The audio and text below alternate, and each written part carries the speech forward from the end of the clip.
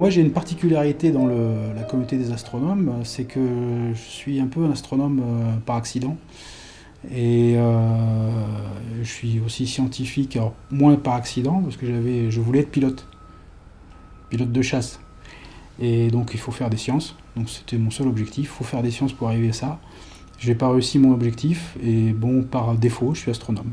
C'est très iconoclaste dans la communauté, mais c'est comme ça.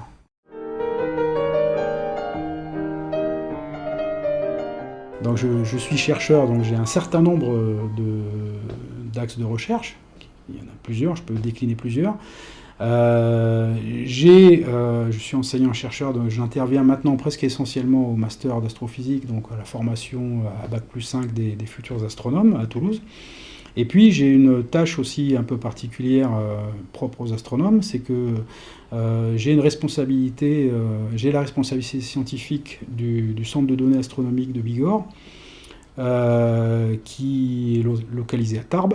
On a une équipe de 3 ingénieurs et qui font fonctionner un centre d'archivage, de traitement et de diffusion des données astronomiques.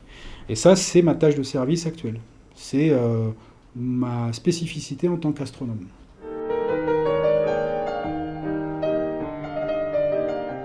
Au quotidien, ma responsabilité vis-à-vis du centre de données à Tarbes m'occupe toujours un petit moment chaque jour, parce que ça va de la responsabilité scientifique, c'est aussi s'occuper d'utilisation des crédits, des demandes de crédit, des problèmes de personnel, etc.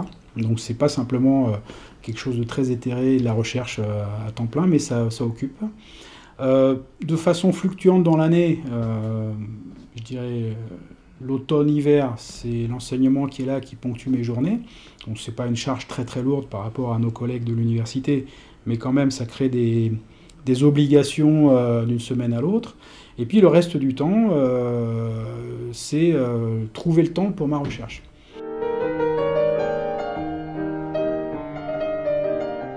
Personnellement, moi, mon dada, c'est plutôt les plus petits, c'est-à-dire que assez régulièrement, je vais dans les écoles et j'essaie de même faire sauter les blocages de certains enseignants qui ne veulent pas apprendre les plus jeunes.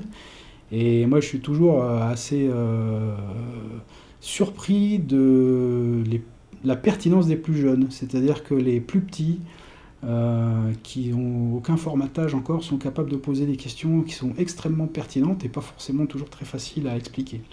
Donc c'est quelque chose que je fais régulièrement et disons la maternelle peut-être c'est un peu limite, mais le primaire, je pense que le primaire tout niveau, ça se passe très très bien.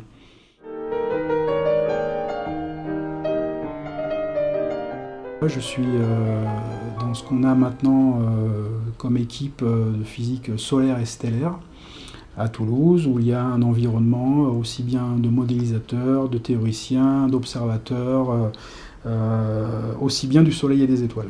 Nous avons des instruments extrêmement performants sur ce domaine-là, qui vont nous amener plein de données, qui vont poser des questions. L'observation des raies spectrales, atomiques ou moléculaires en l'occurrence, c'est la clé à la connaissance des objets astrophysiques.